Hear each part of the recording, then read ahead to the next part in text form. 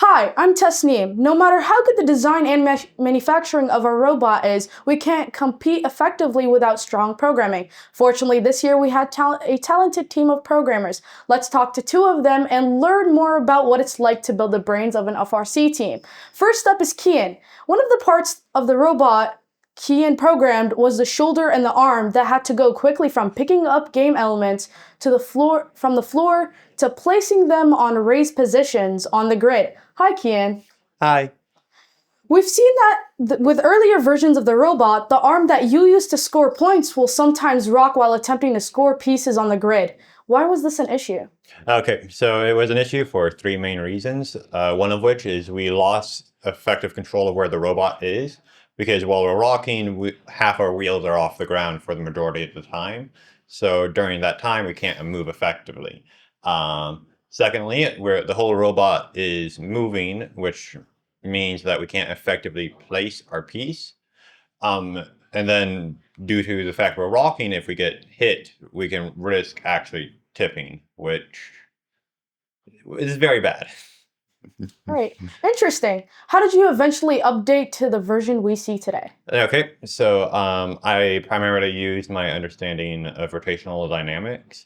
So the reason the robot frame was rocking as much as it was after the arm motion was because of the amount of energy required to stop the arm after it started moving.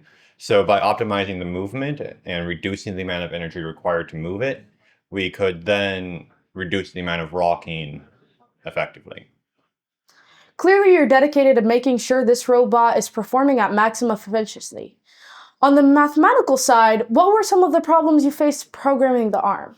So there are two main issues with trying to control the arm effectively. Even if the theoretical math is very straightforward, the system becomes very complicated because the arm extension affects how difficult it is to move the arm. And then if we're holding a cone or a cube, also affects how difficult the arm is to move, which can lead into a whole issue of our instructions because of well, this leads into the second issue. The second issue is that we can only update the instructions every 20 milliseconds.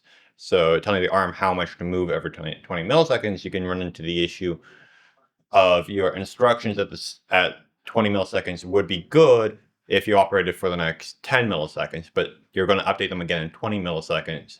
So you can run into the issue of your commands will make the situation worse later on. So you have to slow the whole system down or get trickier with how you're telling it to move and where the control loops are happening. Thank you, Kian. This was Malachi's first season in robotics, but he'd done programming before. He got to work on the few areas that were new to the Howdy bots this year. Hello, Malachi. Hi. So, one new introduction to this year's game was the inclusion of April tags, meant to help guide the robot's view towards specific parts of the field. How could these be used to help programming the robot?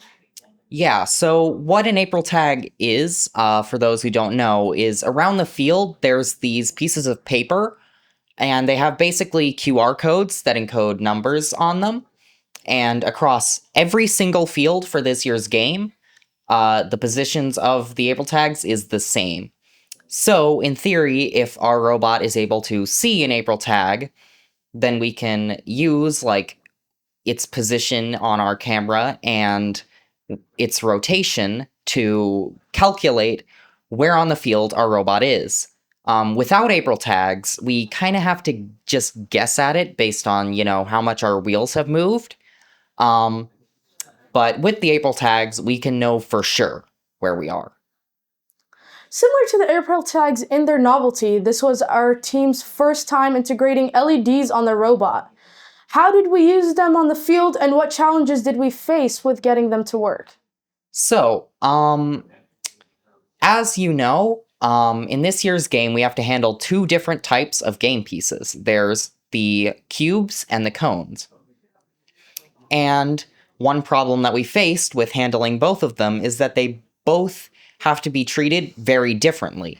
So with the way our intake works, we have to spin it in the opposite direction to take in cones versus cubes.